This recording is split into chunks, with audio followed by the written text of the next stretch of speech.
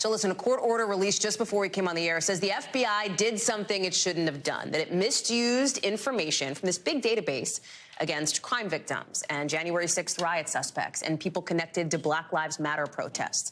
According to these documents, the FBI wrongly looked up info in this digital system for information about Americans and others more than 278,000 times in 2020 and early 2021, including people arrested at demonstrations over the killing of George Floyd. And these searches continued for months after the insurrection at the Capitol.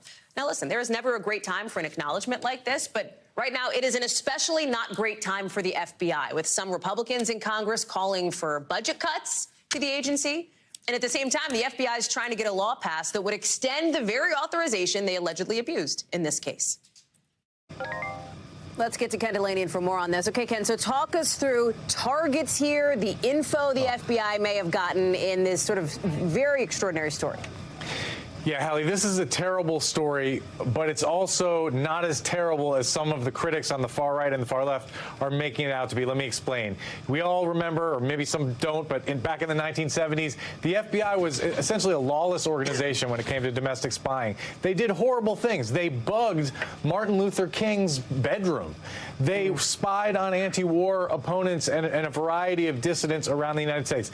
That led to a series of congressional hearings. It was a massive scandal. It led to this law called the Foreign Intelligence Surveillance Act. So now there are a lot of rules around things that the FBI can do when it comes to domestic surveillance. So what happened here is there's a huge database of information gathered for foreign intelligence purposes by the National Security Agency. It's foreigners talking to foreigners abroad. But sometimes they talk to Americans. Sometimes they talk about Americans. And so there is some American information in there. And sometimes the FBI queries that database when it has a good legal reason to do so with the names of Americans to see if there are any ties to foreigners in a particular investigation. Well, what happened here is the FBI did that inappropriately on a mass scale in some instances that are very disturbing, frankly. They did it with a lot of January 6th protesters. They did it, according to this document, with 19,000 people who donated to a political campaign because they thought that campaign was subject to foreign influence. And they did it with some Black Lives Matter protesters or people connected to that protest. It's not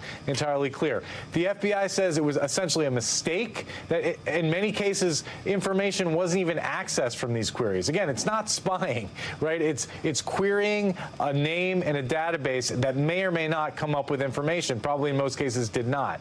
But nonetheless, it's an abuse of power, and people both on the left, Jerry Nadler, the Democrat in charge of the ranking Democrat on the House Judiciary Committee, and on the far right, which is very skeptical of the FBI, are raising a ruckus here. And it's going to be a big problem because the FBI, the very law that is at issue here, Section 702 of the Foreign Intelligence Surveillance Act, is expiring at the end of this year. And the FBI and other agencies are trying to get it renewed. And by the way, it's the biggest source of intelligence in the United States. It makes up like 75% of the presidential daily brief, and it's in peril right now. And now members of Congress are saying, we are not renewing this thing until you guys clean up your act.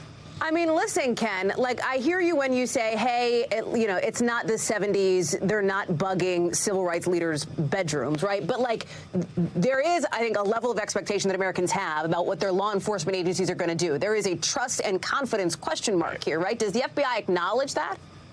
Oh, 100%. They know that this is a terrible story for them. What they say is, look, the reason you know about this is because we did an audit and we made the results of that audit public through the courts, and we have changed the rules on this. But, the problem with that is they've been saying that for years. They've been saying, trust us, trust us. The FISA process has integrity, and they keep getting caught doing the wrong thing. So there is a trust issue here. But just to emphasize, like, this is not people getting the contents of your email, right? That's not what this is. This is running names against a database that may or may not have some information if you were talking to foreigners. So that's why I say it's much different from bugging somebody's hotel room, Hallie. Ken Dilanian, thank you for the context. Thank you for all of that. Appreciate it, Ken. Thanks for watching our YouTube channel. Follow today's top stories and breaking news by downloading the NBC News app.